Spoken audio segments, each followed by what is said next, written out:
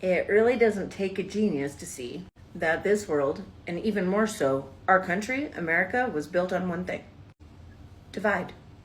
In fact, the old founding fathers made certain of it, now didn't they?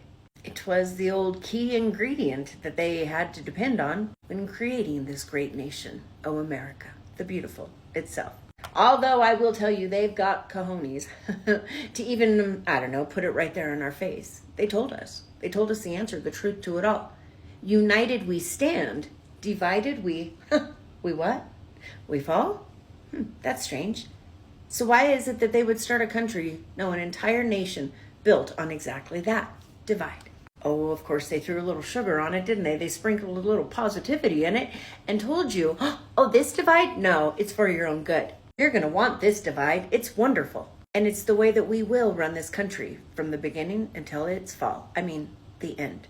Oh, good old Babylon itself, one might say, built on exactly that. They just called it a republic or, a democracy. So why would that be? They said it themselves. United we stand, divided we fall. So why did they build it on divide? Republicans and Democrats. Right out of the chutes, they screwed us. But they made it seem like such an amazing thing. They tried to call it fairness, a way to keep things right. Oh, the old way for the people to have control, to make sure nothing ever falls out of line. By drawing a big old, and I'm talking a big old line in the sand. Left on the left, right on the right. And what did we do immediately? Fight, fight, fight. And what are we still doing today? Fight, fight, fight. This entire world was built on divide for a reason, because it is exactly the way Satan likes it to be. How many times just alone today have you gotten irritated, frustrated, bullied, berated? How many times just alone today here on social media have you found yourself either witnessing or being a part of the old good American, old-fashioned fight, fight, fight? And it doesn't necessarily just even have to be about politics, left or right. And to be honest, although America has, perfected this system, how many times have you seen today not only fight, fight, fight, but, oh, it's me. I've got to be right, right, right. Correct, that is. I can't be on this app longer than 5 minutes first thing in the morning without seeing somebody or something causing a riff, a tussle, bickering constantly, back and forth. Bullying, trolls, it's constant. Nay, it is more than just constant. It is a guarantee in this world. Something or someone is always going to ruffle every single person's feathers in some way, one way or another, every single day in this world. And it is strategically so. Oh, but I'm here to tell you, America, it's just perfected it. Republicans versus Democrats. And over the years, and I know you can agree with me here, it's just gotten worse and worse every day. But it isn't just politics that Satan has used to create this divide. Oh, no. One of his favorites is, let's throw in the old race fight. That's not doing the trick. Why don't we bring in some sort of, sexual preference or line in the sand of such? Transgender has been one of the most recent. I know you remember that one. We could literally grab a pencil and a paper, sit down today, write all of the things that this world has created for people to fight, bicker, argue, and come at each other's throats out left and right, whatever it is for that day. But ultimately, whatever it is that Satan is using, it ultimately and always ends up exactly the way that he wants. A fight. A passionate, bitter, angry, resentful, and in some cases, fight till the between two total strangers or two complete sides. He doesn't care how he gets it there. He just wants to see the fight. Now, do you want to know why that is? Because I know. Because when you see things the way that I do, long beyond the veil, well, it's easy to understand the truth. Without having that fight, you don't have the things that are necessary for the demonic realm to have hold of you. But the second you get people baited, the second they take that bait and fall for it, they get heated, they get angry, they get anxious, they get fearful, they get mad. Well, no, more so than anything other than I just listed, they get right there in Satan's grasp. But not just Satan's, all of his little minions, the demons. They have you right where they want you.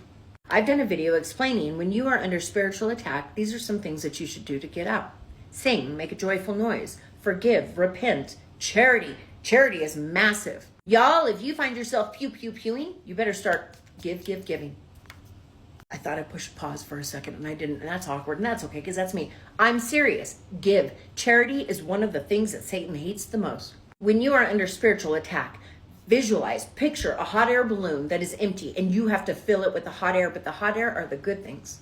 Is the good things. Sorry, better grammar. And you got to fill that balloon quick and you got to get out of the grasp of those demons. And so you got to fill that balloon with love, compassion, kindness, forgiveness, repented sin, repent, laughter, joy, compliment a stranger, forgive, forgive, forgive. And don't just forgive the little things, the easy things. I need you to forgive those big ones. The ones that gnaw and eat at you every single day. The people you cannot find a way or a reason to ever forgive what they did to you, those are the ones I need you to forgive. Wholeheartedly, fully, and forever. Ooh, watch you just slip out of Satan's hands when you do. Sing. Sing. There's a very good reason Yah says, make a joyful noise. How many times in that Bible? Sing. Dance. Laugh. Laughter is huge. I've told you all of these things on how to get out of it, but I forgot to tell you the other things that are vital that you don't do, so you're not stuck in it. That hot air balloon will take you right out of the grasp of the demons as long as you fill it with all of those beautiful things, but not as long as you're dealing with these other things or you're doing these things. The types of things that, good old divide, well, it does. As somebody who lives long beyond the veil, I can tell you the first lesson I had to learn the hard way. I was standing face to face with the 4 fallen angels. My followers all saw it. Thousands of people witnessed this firsthand. I thought I could get out of that realm in 3 days like I did the one time before that, and I was wrong. On the 7th day, I didn't know what to do. Oh, I thought I screwed up. No, I really thought I was stuck. But I'll tell you one thing that my father taught me. There was a reason I was stuck. And that reason is the biggest thing that Satan, he counts on it. And trust me, when that veil is gone and you see the things that you're face to face with, the things that are have a grasp on you, that are choking you, breathing down your neck and in your ear, they make Jeepers Creepers look like, like a Girl Scout, like strawberry shortcake. But it is vital when you are in spiritual attack. You never, no matter what you're facing, no matter what you're feeling, no matter what you're fearing is right next to you, exactly that. You cannot have fear. Fear is the number one thing that will keep you in that grasp. Get rid of it. Be still and know that I am God. He says that for a reason. Never forget how protected you are. Yah and Yeshua are always right by your side. You have angels all around you, so stop ever feeling fear, no matter what it is. So while you're filling your balloon, I want you to fill this bucket, the chuck it bucket. I called it something else, but that's a bad word, so let's just call it a chuck it bucket. While you're filling your balloon with all those good things to get you out of there, you need to throw the things that are keeping you grounded there, like a big old weight on your basket to your balloon. And fear is the first thing I need you to get rid of. The next big one, Divide loves this one, anger. Get rid of your anger. Chuck it. Put it in the chuck it bucket and just say, resentment. Get rid of it. You can't have resentment if you have forgiven. Chuck it. Frustration. Ooh, that's another one. Uncle Mike is finally learning when things don't go your way, don't get frustrated. Understand that Yah has a much bigger plan and he is working in things and in ways you cannot understand. Sometimes rejection is protection. Your car not starting in the morning and you being late, you know what? You don't know it, but maybe by that happening, Yah just protected you from being in an accident you would have been in had your car started on time. Stop wanting to be in control of everything, and when things don't go your way, thank the Lord. And remember, sometimes rejection is protection. Don't get frustrated. Become thankful. And then let it go. I'm pretty proud of Uncle Mike finally kind of getting that. Pride. Pride is a huge one. And divide is the water that flowers that seed. What? I have no idea what I just said, but you get it. Get rid of pride. Divide will bring out the pride in a person that they have to be right all the time. And pride is one of the biggest stones that will weigh you down.